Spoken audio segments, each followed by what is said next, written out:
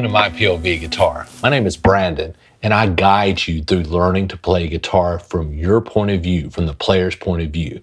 This makes learning easier, faster, and more fun. If you're at the very beginning and you're starting to make chord shapes and learning how to make chords, and you're trying to get the notes to ring out and all the things, the next thing that you'll have to do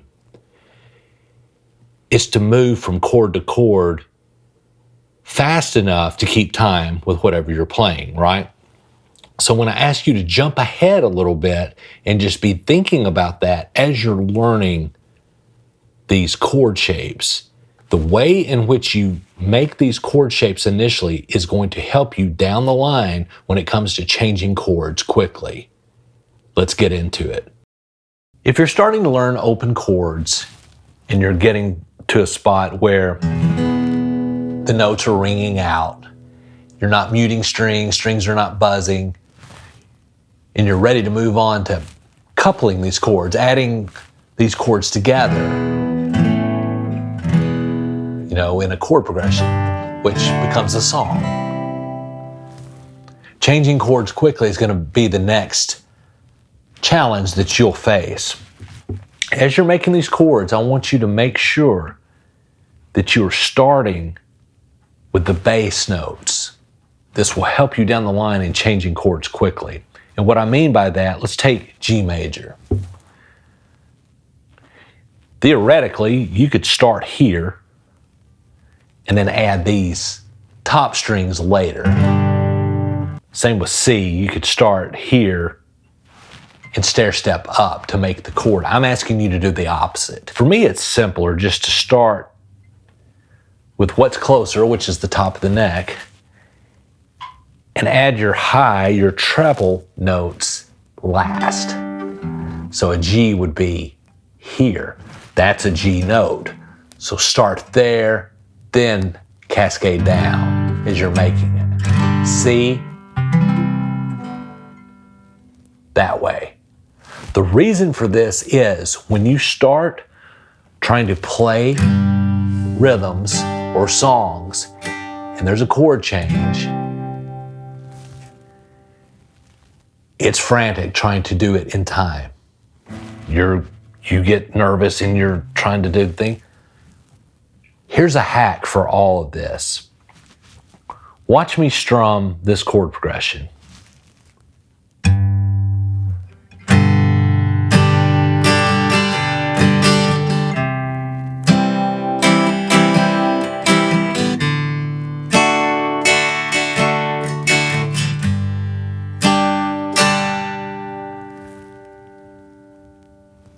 Now, if you notice, there's a delay before I hit the high notes. It's on the second strum before I even get there. Watch the C. See how late I got down here to this high C note? But it didn't stop me from strumming in time. The key is to, on that first beat of the chord change, hit your root note, which is going to be the bassiest note of the chord. That's a C, that's a G note. The open fourth string is the D.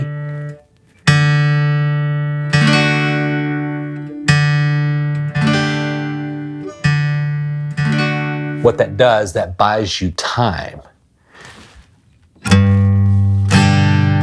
to find these notes. So if you're trying to change chords quickly, don't stress about doing everything all at once. Just get to the root note, the bass note,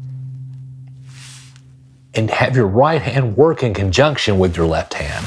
And just maybe go for that root note in that first strum, find it, and then second strum do it.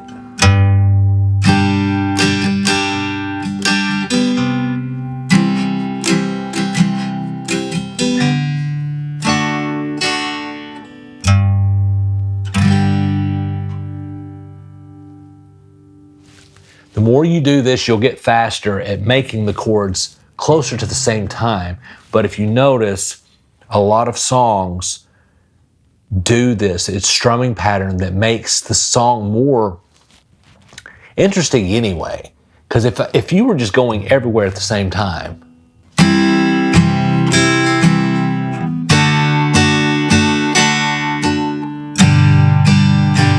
you don't have to hit everything. It sounds generic anyway. But that little delay,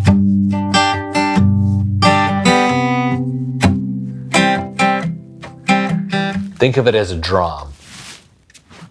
Bass drum on the first, boom, tch, snare, the high part on the second, boom, tch, boom, tch. That's what you're doing. You're doing the bass drum with the bass note, boom, accenting. The high notes are your snare. Boom. Boom. It makes for a better sounding way of playing anyway. So I hope this helps. Use this in your learning, and changing chords quickly will not be the scary thing that it seems like it is. If you want more lessons, go to mypovguitar.com. Until then, I'll see you in the next video.